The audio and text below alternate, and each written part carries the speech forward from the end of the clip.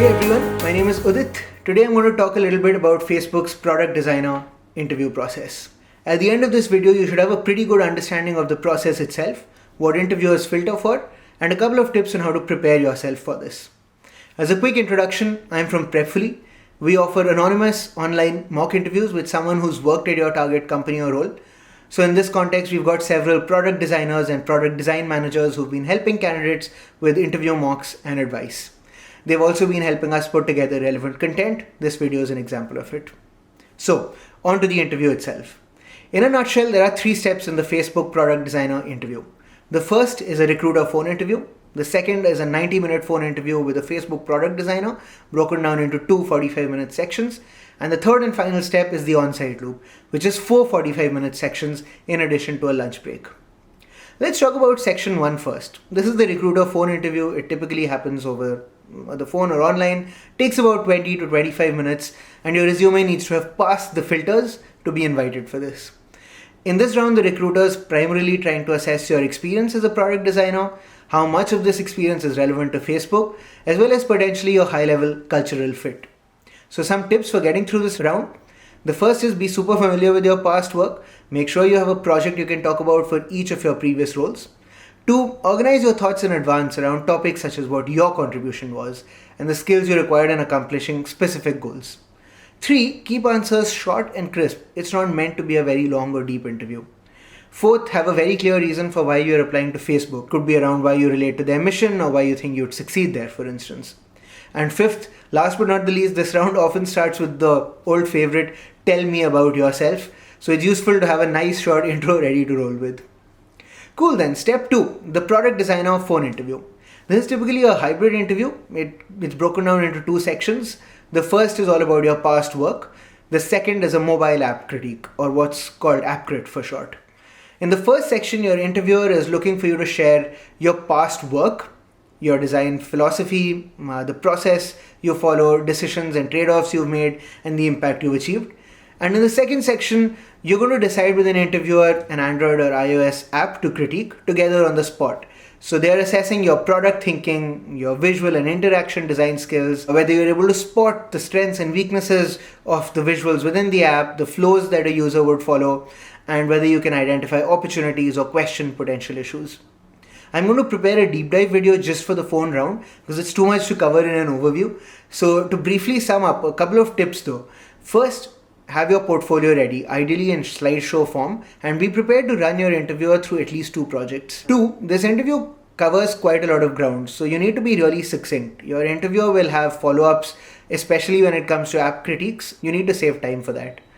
3rd, use both the sections to communicate the fundamental principles of product design and your competence in them. The fact that you know how to challenge problems and look beyond the solution to whether you're actually solving a real need or pain point. The fact that you know that you need to track your success through some sort of metric. The fact that you've learned and adapted in the past to new information, and so on. Good, then let's assume you get through this phone screen. The third and final step then is, as always, the highest effort one, the on-site or virtual on-site interview round. So there are going to be 4 45-minute sections here.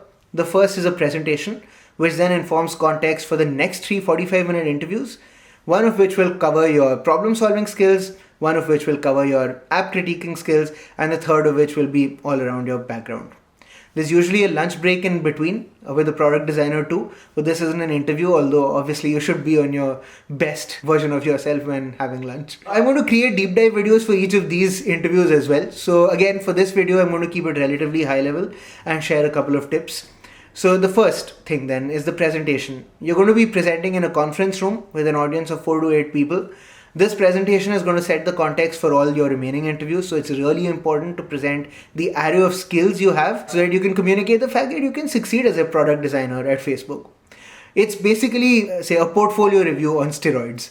You have to showcase your best work. You have to articulate the product thinking behind each of them, all the way from the user problem or pain point you were trying to solve, through the goals you set, the solutions you evaluated and prioritized, your designs and how they solve the problems, including any iterations. There's a lot to be presenting. So remember, the focus is all on the solutions and how they map to the problems in the data and the impact they achieved. So spend time on that. Don't spend too much time on the process stuff, such as the research you did, how you conducted brainstorming, the post-its, low fidelity mockups. Those are relatively less important here. The second step then is the problem solving interview. Your interviewers here are looking for your ability to take really abstract problems, and they want to see your process in thinking through solutions. You'll receive a hardware or software or sometimes even a service design problem, and you'll be tasked with improving this product. So you have to get through all the steps from evaluating the high level problem, clarifying the scope, to thinking of the user problems and use cases, deciding which ones to focus on, then maybe weighing pros and cons before you make a decision, and factoring in sometimes even artificial constraints that your interviewer might throw at you just to see how you demonstrate creativity in the face of these. So again, quite a bit of ground to cover in this interview. The third then is the mobile app critique.